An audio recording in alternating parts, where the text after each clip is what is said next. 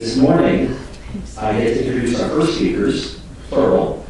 Michelle Baker, the Los Angeles showroom manager for Crestron, located right next door to this room. You probably know her for providing delicious lunches for us the past couple of Aaroe Architectural programs. But this morning, in about 8 minutes, you're going to be informed about home automation, which realtors must know about. About halfway through her talk, we've got Michael Doherty right here, who's going to fill in some of the gaps. Both of them will be available immediately following the program in the showroom, and they'll be able to demonstrate what they're actually showing you this morning. So thank you and welcome. Thank you so much. Here. I recognize a lot of you from the receptions we posted for you all, and it's nice to see you here today.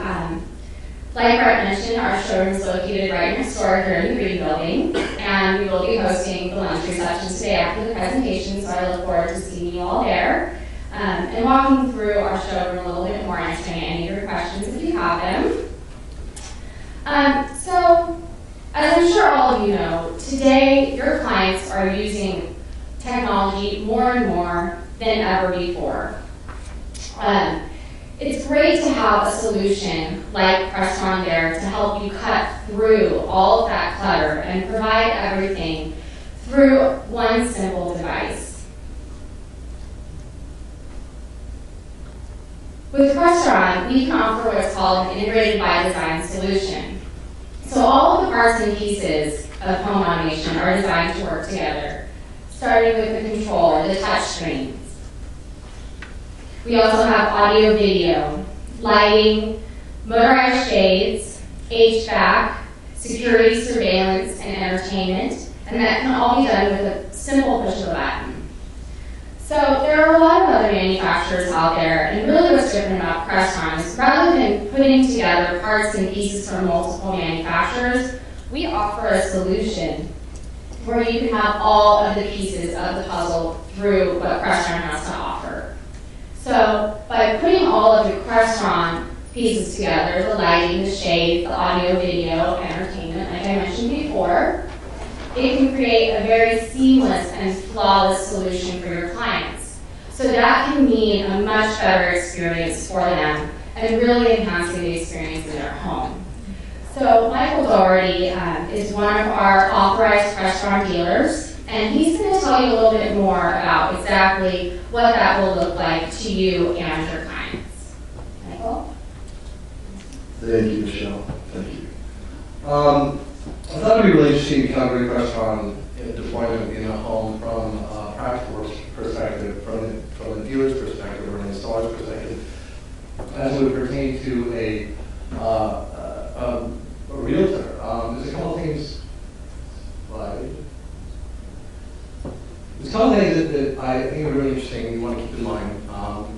One is that if you're representing a buyer, the average home inspection company is probably going to specifically exclude any kind of audio, video, or home automation systems in the home. It might behoove you to go and find somebody who's an expert in that field to actually go in and look at the system, evaluate it, find out if it works, if it doesn't work, what might be required to get it upgraded. When we start getting into higher value homes, these systems can become remarkably expensive, and it's entirely possible that somebody can get into a home with a system that's not warranted, it doesn't work, and that would be unfortunate. Another thing you might want to consider, as you're getting ready to put a house on the market, if you're kind of doing a sprucing of a house, you might want to consider having a small one-room Crestron solution. Crestron is not, Crestron has some very affordable one-room solutions where you can get into a Crestron processor, some remote control, maybe some lighting control for under $5,000, and simply being able to put the Crestron name on the house when you're marketing and saying, this house has a Crestron system in it, could be valuable to a prospective buyer. In addition, putting that processor in that home, even on a small system, you're establishing a Crestron backbone in the home. It's something you can build on and start adding on motorized shades and all kinds of other systems. So something else to consider. The third point is taking advantage of existing Crestron systems that are on homes now. We're doing a 15,000 square foot spec home on Tiger Tail in Brentwood, And we're actually, the house is still being framed, but we're already collaborating with the realtor. We're going to present him with a program so when the house is being shown, when he arrives at the house, he can push a button on his iPhone, which will essentially turn the house on, the lights, the climate control, the fountains, other features. And when you arrive at your home with your clients, you can walk into a well-lit, warm home. And as you're walking room through room, you can demonstrate features of the home theater or features, other features throughout the house. With it's almost like a little tour guide kind of thing. When you go to leave, instead of having to run around the house or a client gets the front door and turn off 1,600 light switches, you can push a single button which will lock down the house. Turn the alarm on, turn the quiet down, turn the lights off, etc. So, if you are a realtor and you're collaborating with a designer, or architect, or builder, I would like to encourage you to seek out the help of a C7 contractor, which is a low voltage contractor. The wiring topography in homes has changed radically in the last few years, and what they used to do a few years ago will no longer apply in a modern home. Another point to consider when you're collaborating with a designer or architect is decluttering. The day of having a bunch of plastic boxes by the front door with the alarm system and the intercom and the light switches and all that, it's really Flintstonian. And we were trying to move away from that as rapidly as we can. The final thing to consider is that Crestron actually has a design and engineering service. Crestron will design the system. We will present, as dealers, we will present Crestron with scope. Crestron will actually offer a design service where they guarantee that if we install the system the way they have designed it, it will work. So you have recourse if something happens to the installer or it doesn't work the way it's supposed to. You have this phenomenal, huge multinational company behind your system that will step in and take care of it and make sure it works correctly. I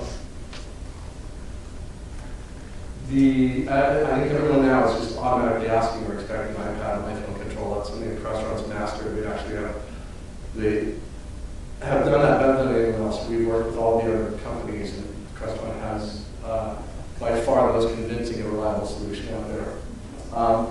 And I think the rest speaks for itself. I think it's time to. Oh. Sorry about that. One thing that's unique about our showroom space next door, we're actually, as a manufacturer, our showroom is 100% a demonstrator space.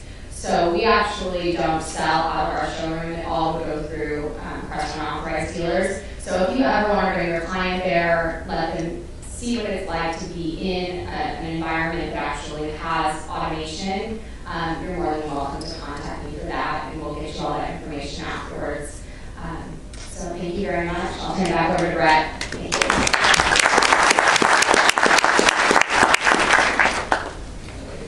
Thank you very much. I'm hearing from more and more realtors that the technology aspect makes some of us nervous. It's here to say we've got to embrace it, and the fact that the showroom next door is a demonstrated one is really a boon for your business because you can bring a client there with no pressure whatsoever. Again, as realtors, we're here to provide service. And I'm here to provide an introduction to our next speakers that I'm very excited about.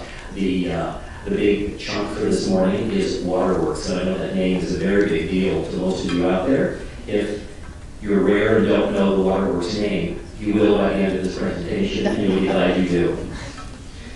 Okay, classes. It's with great pride, absolutely, that I get to introduce Barbara Sallick, who's sitting in the front row.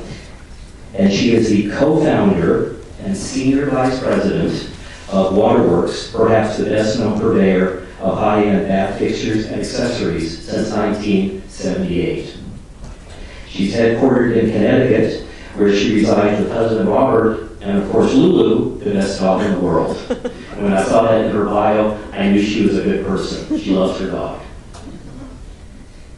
One of the biggest reasons for Waterworks' success today is Barbara's philosophy, which is inspiration from the past to create coveted products for today.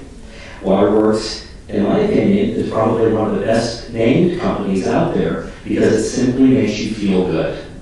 If you have not been to a Waterworks after lunch today, you would serve yourself well by visiting Waterworks, which is on Melrose. You can walk there on the opposite side of the street across from the old Bogey Tree bookstore. Along with Barbara this morning, I get to introduce her co-presenter, and he's been here before. He's the ever-popular architectural designer, Tim Campbell, with offices in New York and Los Angeles. His firm is responsible for a dizzying array of new homes and remodels on both coasts, and I suspect by now his firm has been featured in probably every single shelter magazine that's ever been published. So with that, please help me welcome Barbara Sallick and Tim Campbell. Thank you.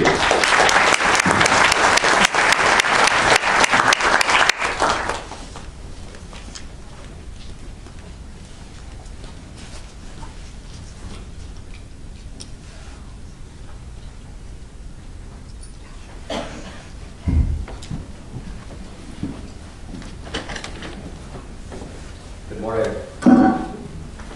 So when Brett asked if I could talk to Barbara about doing this talk, of course I was thrilled because Barbara is without a doubt one of my favorite people in the entire world. And that's saying a lot because I know a lot of people. Barbara has been referred to as the Empress of White, and she is the only living Empress that I know.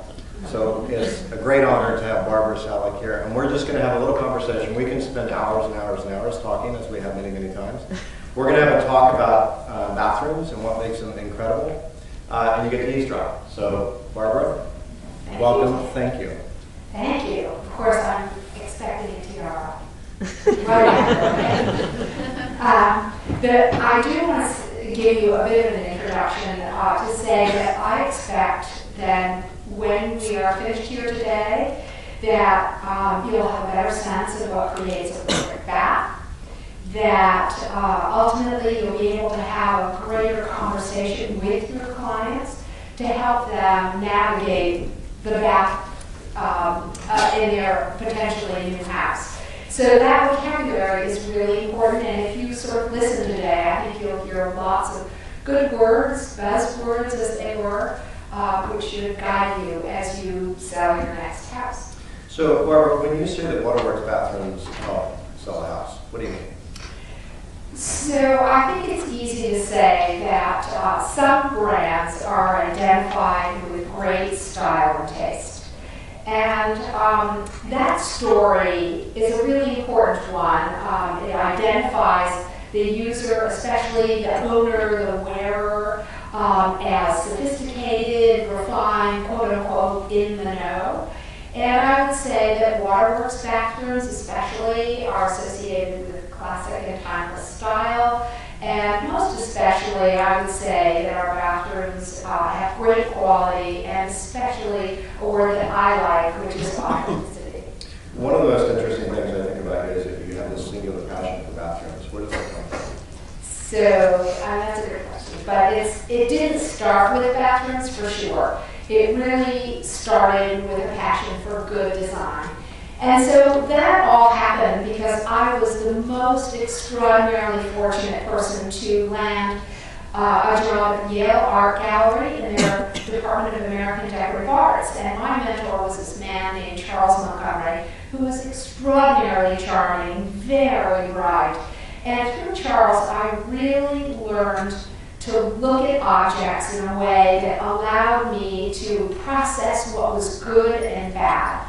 And my favorite day, and I told this story before, was the day that we had a huge conference table, and we took all of these pieces of silver from the 17th century Jeremiah Dunlop pot all the way up to 20th century pieces of silver. And the challenge was, how do you identify the best piece on this table? Well, all in all, that's hard to do because everybody comes from it from a different point of view. But what you learn in that exercise is how to look at what's important and how all the pieces need to fit together if you are going to have an extraordinary piece of furniture or a piece of silver. So there was not even a moment when, in fact, I didn't take that lesson and look at fittings and faucets and apply all of that same bit of information. I think from that experience, you became a prolific collector. How does that tie back into the Waterworks brand? We are collectors. Actually, Robert and I, who have many years of marriage behind us, have been collecting old furniture furniture since we were married. And in my mind, the collecting came from this basically an essential curiosity. We just love to know things, and we love being, we love books, we like to be educated, we like to do research. And one of the things about being a collector was having friends who also collected. And we became this community, and we were always chitter-chattering, and like, what did you find, and what did it look like, and what was the finish? So it doesn't really matter about whether I was a collector, was I a lover of bathrooms, because all of this translated into a number of the processes that I use for Waterworks. Which kind of goes to the nature of collectors, I think, because we tend to be a little obsessive, perhaps. Exactly. How does your ability to focus, and that sort of singular focus, how has that impacted the Waterworks brand in shaping the things that you love and the products that you create? A long time ago, I learned that one has to have both a mission and a vision, and whether I apply that to Waterworks or I apply it to our collection or I actually learned it at Yale, it doesn't really matter. You have to have a commitment. And so honestly, it was this commitment to collecting and our commitment to drive a really good business that focused on really beautiful products, treating our people really, really well, and having a solid foundation for everything that we do, whether it's a solid foundation in plasticism or modernism. It doesn't really matter. You have to have a foundation if you're going to design and deliver good products and good service. And beautiful bathrooms, which you're known for doing. But how do you, what takes a bathroom from being good? Because we see a lot of good bathrooms. What takes it from being good to being really great? Good idea. Yeah. I see a lot of good. I see a lot of awful.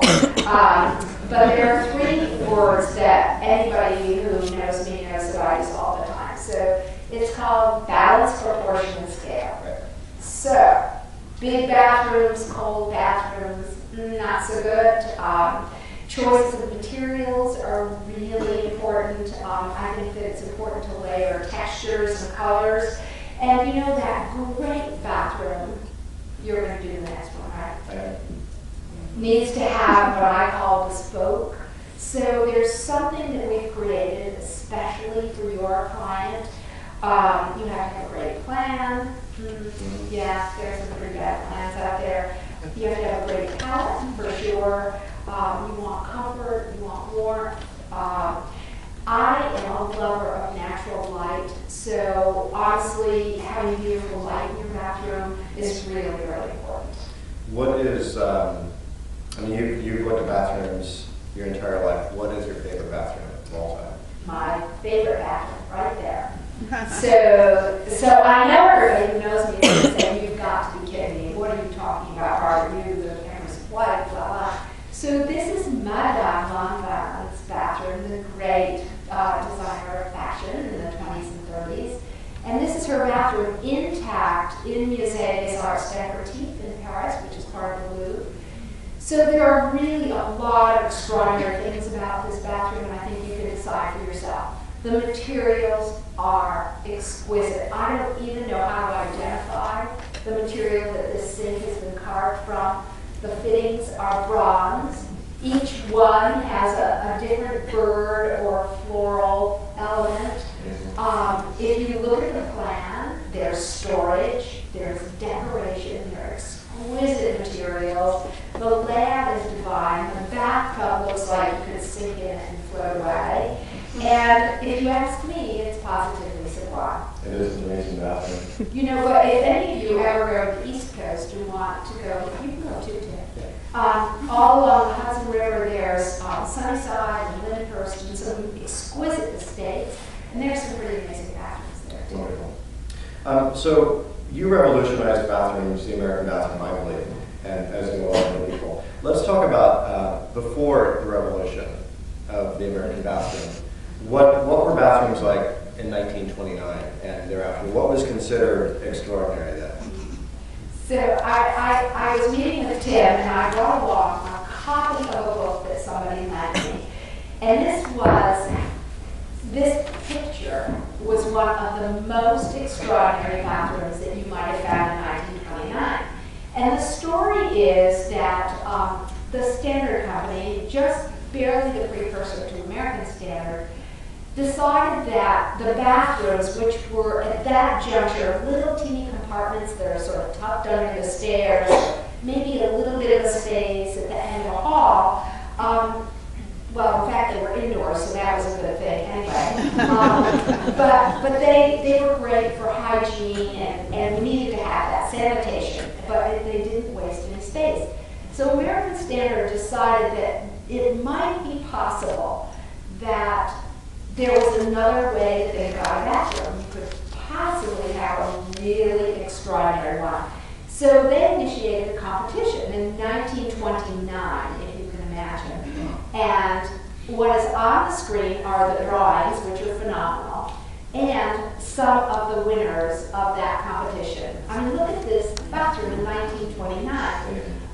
They wanted to create new colors, they wanted to create new textures, and the question that they asked was, why shouldn't the bathroom be as good as other rooms of the house? Which is the same question that I have been asking since 1978. So I feel a little redundant here, but I mean, these are pretty amazing bathrooms. Just look at these things. I don't think any of you have ever seen anything like this, but they were pretty much off the charts. So let's talk about architecture for a little bit, because I think that I believe that it's important to have a through line in a house. That the narrative of the building needs to carry it through to the interiors. In terms of design from a realtor standpoint and from a resale standpoint, does it make sense to take a Georgian house and do a modern bathroom in it, for example? Promise me you'll never do that. I mean, take your fantasies somewhere else. I mean, do not put that in. Do not put a modern. Tell me why. I mean, just let's play devil's advocate. Why? So it looks to me like you couldn't make up your mind. Do I want a modern house? Do I want a Georgian house? And none of it fits together. It's as if you've sort of really lived out your fantasy and you're going to have a modern this and a traditional that. None of it hangs together. There is not a contingent place where every thread kind of holds the whole space together. And it all ends up looking silly if you ask me. But the one thing you can do, if you are intent on a modern bathroom, is take the more updated classics. Don't go back to the most traditional cross handles, but I would say find more updated. For example, just to use the word Aaroe, Thomas O'Brien designed the Aaroe fitting, and it is truly an updated classic. Right. So, save it for the next house, that modern bathroom, please. So Mies van der Rohe said less is more. Does that philosophy apply to today's bathroom? I think that philosophy applies to the bathroom, to the clothes that you wear, to the house that you design. I mean, less is definitely more. And later on in this presentation, I promise you'll see the more is more, and I think you'll kind of understand why this is all so awful. I mean, I am an old school classicist, I'm sorry to say. A space that's too big is just too big.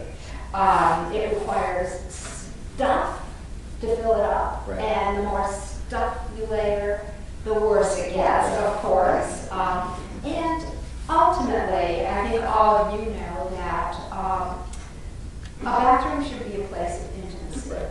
The bigger it gets, the colder it gets, the less intimate it becomes. So I would say, as you are marching around with clients and they're wanting bigger and bigger bathrooms, it would probably not be a bad idea to sort of keep that space in scale. What do you say though to a realtor who's showing a house to somebody that has a really big bathroom and it's large and cold? How do you warm up a room like that? I'm going to call Tim. You're going to call me? Yes, So we're going to go to lunch. Yeah, perfect. I'll invite all of you. Exactly. And so what we're going to do is add some architectural detail, don't you think? I agree. And then in some way add some closets or something to right size the space. Right. I give them texture.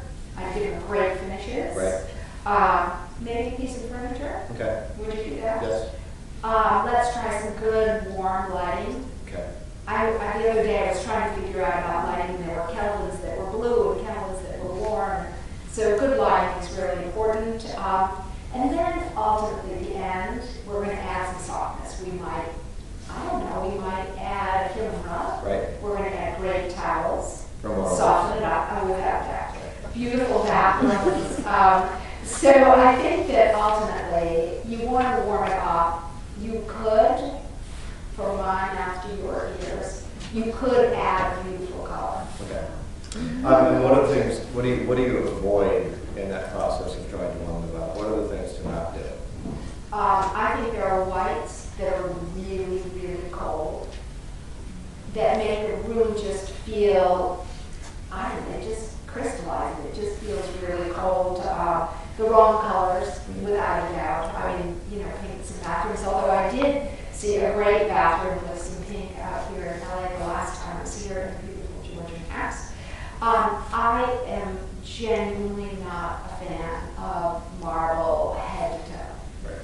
There's got to be a break somewhere. Right. And you break it up with mixing ceramics and marble together, I which I do think that. it's a soft touch that cools it down. You bet it does. Well, it's odd hearing you talk about color because I introduced Barbara as the Empress of White, which we all know Barbara is the Empress of White. Talk to me about color in bathrooms, because I think in terms of color in bathrooms is potentially problematic because you don't want to go on trend, which you and I both hate that word. You don't want to go on trend and pick the color of the moment. How do you introduce colors and materials that are going to be in a bathroom for a lot of years? How do you do that in a way that is inviting and also at the same time safe? Yes, I think that's a really good question, a great point. And as we go through these slides, I mean, you can see that all of these points are being made on the slides, though I haven't spoken to any of them in particular. I mean, I love white. Do not get me wrong, I love white. I think white is liberating. Look at this slide, it is completely liberating. And it is indeed for the bathroom a metaphor for purity, for hygiene, for, if you want to, virginity, whatever. And it's a really undemanding kind of color.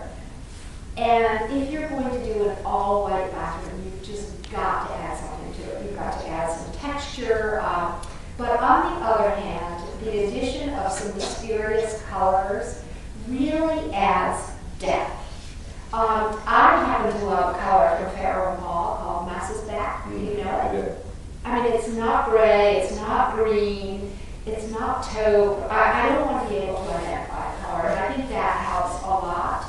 I like colors that are found in nature. And the last color that I would like would be the color of this year, which was emerald green. Yeah. Who picked that? St. Patrick's Day all year long. Yeah. I don't know who did. Somebody did. But I recommend that you don't go on trend for coloring that way. So selling a house, from the real estate market standpoint, what makes a bathroom not ordinary then? Okay, so the not ordinary bathroom, let's just say that you are responsible as the realtor for redoing the bathroom, and you haven't done yourself a favor by calling Tim.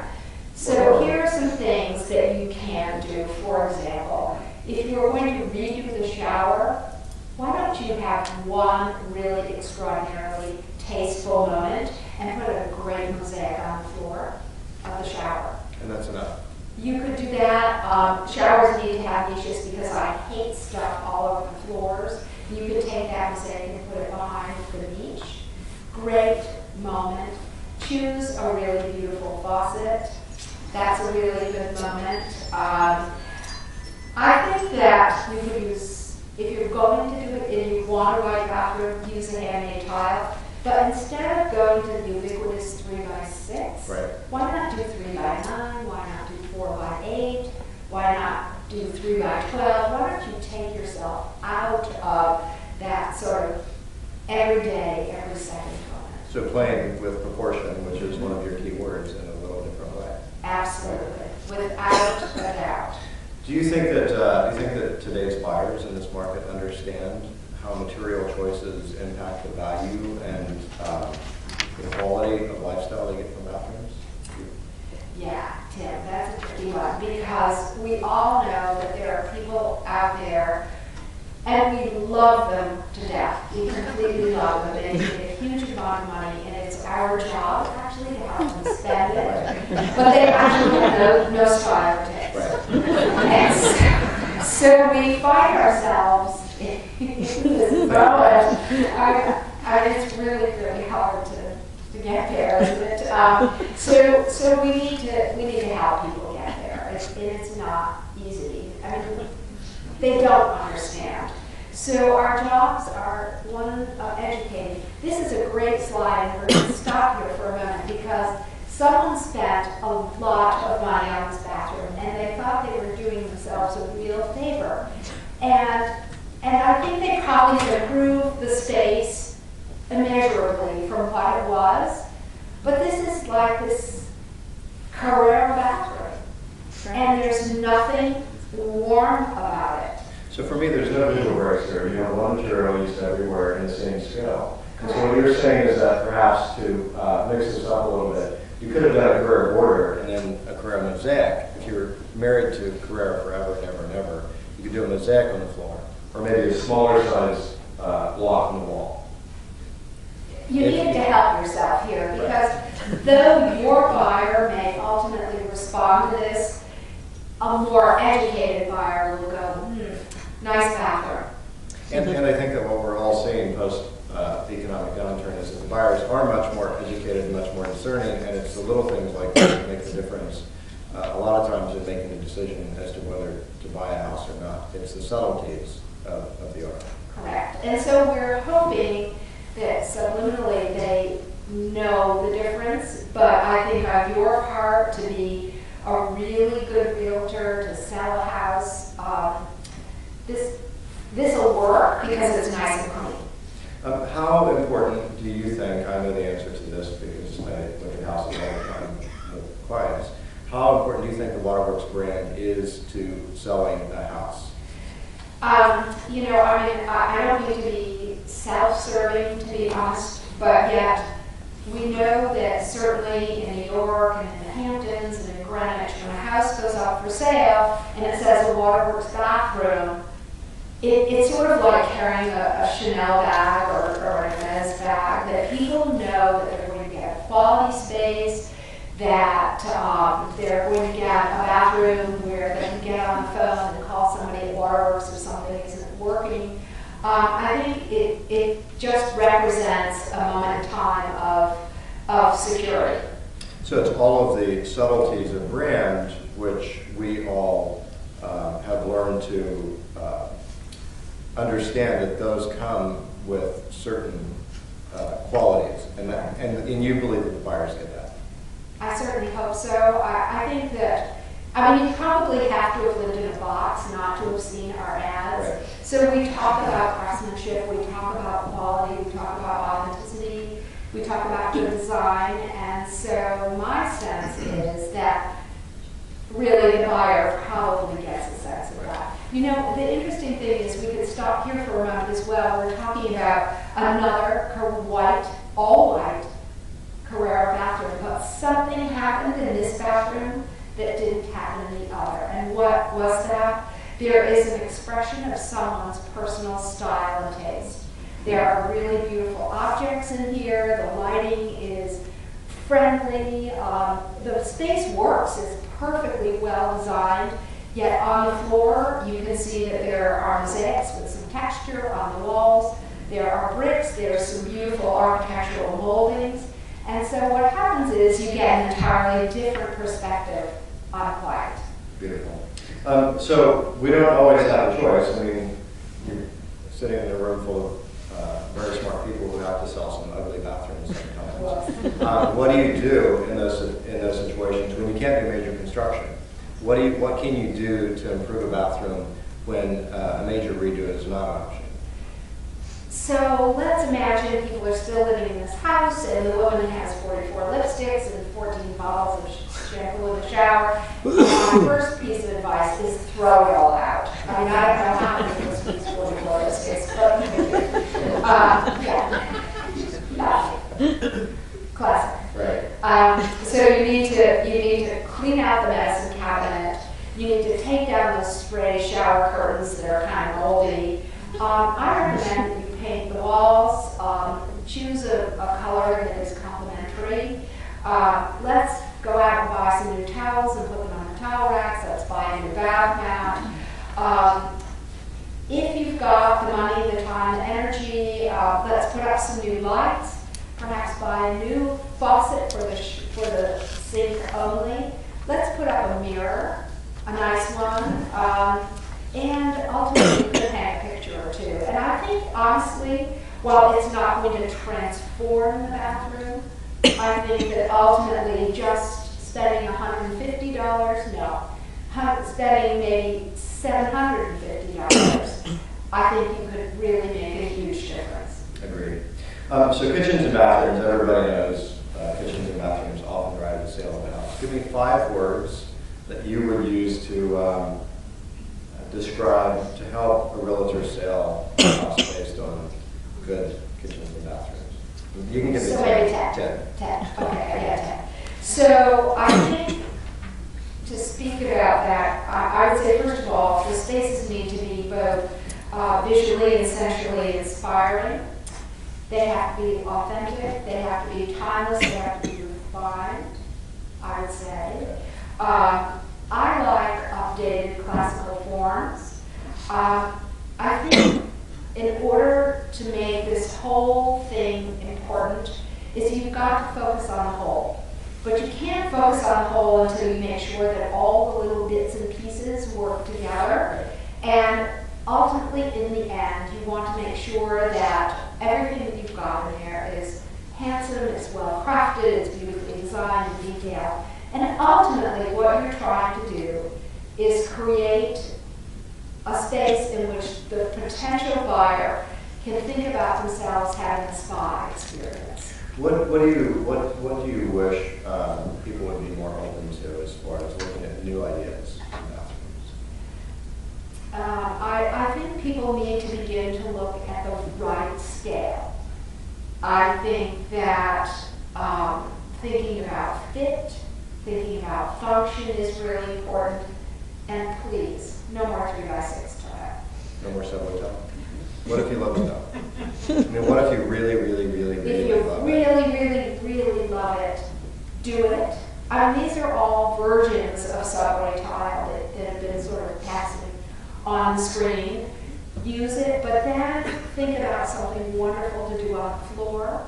And I don't have 3x6 tile in my house. Please don't get me wrong.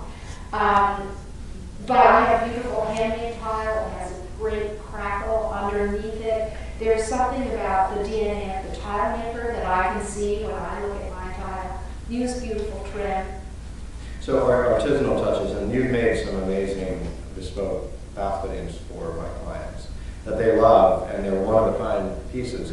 How do you find, in this age where everything is offshore, how do you find artisans to work with to make a custom lab set that's hand-carved out of rose quartz, for example? How do you find the people to do that? So, my middle name is Nancy Drew. I am a poker and a looker and a digger, and I am the ultimate detective. I am out looking at stuff all the time. I will take subways to the end of the earth and then walk 2 miles to find craftspeople, which I did in the case of one of our fittings. There was a guy in his garage somewhere outside of Paris, and I could never get there again. I do this thing, I go to gift shows, I go to craft show, oh my God, I'm ever hopeful that I'm going to find something. And then we have this wonderful group of people, honestly, I've been a patron over many, many years, and we push them to do things that they can't do. So ultimately, finding the right craftspeople, i.e. like these tile makers, I mean, look at them. They're just one by one making pieces of tile, dusting and brushing and glazing, and honestly, that's what we love. That's what drives me every day to go to the office to, encourage these people to do more and more beautiful things. Which, this is all wonderful, but we all have clients that say, but I don't have that budget. How do I get Waterworks if I don't have that budget? So take your clients and walk them in the store. And the first thing you can do is buy a beautiful set of towels. You can buy a new bath rug. You can buy some beautiful fragrant soap. And all of a sudden, your bathroom is beginning to feel better and smell better. Put up new lights. That's not hard to do. Right. And walk away. Right. Paint your bathroom. However, when you are ready to do, quote unquote, my first bathroom, Waterworks has a studio program in which the prices are modest and the assortment is really edited and curated, and I think that ultimately the client can do their first bathroom without spending any more than if they went to Home Depot. That's And the studio line, for example, is Waterworks quality, but with a more approachable price point. Yes, and just so that you understand what that really means, when we are designing fittings for our heritage line, we fight over millimeters. We absolutely fight over a millimeter here and a millimeter there. And for our most recent fitting, our Unravel, there are 137 parts in the lap set. When we design fittings for Waterworks Studio, we make some compromises, though probably you don't know it, because we need to have efficiency in manufacturing. And that's what we got in Waterworks Studio. The escutcheon on the lap set is the same escutcheon as you'll find in the towel bar. That probably doesn't happen in our Waterworks Heritage, but it's made in the same factory. So you get the quality, you get some compromises that probably your client won't recognize. So talk to me about what quality means to Waterworks. Okay, so quality to me is kind of like owning an Hermes bag.